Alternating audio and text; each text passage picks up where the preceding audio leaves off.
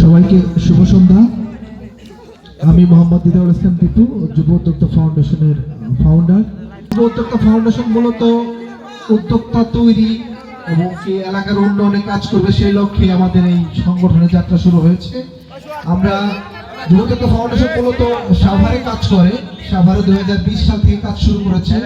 আমি কাজ করতে করতে মনে হলো যে না, আমি শুধু আমার সাভারের কাজ করব, আমার এলাকার জন্য কিছু করবো না, সেটা হয় না।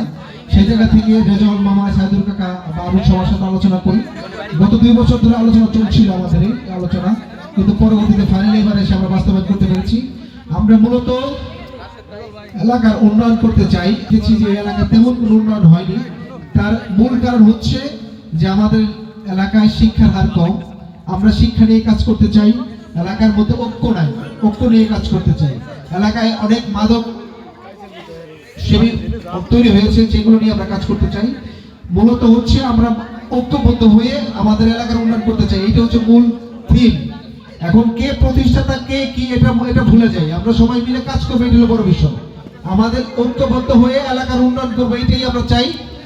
আপনাদের কাছ থেকে আর বেশি সময় নিব না। সবাইকে এই আজকের অনুষ্ঠান সফল করার জন্য অনেক ধন্যবাদ জানাচ্ছি।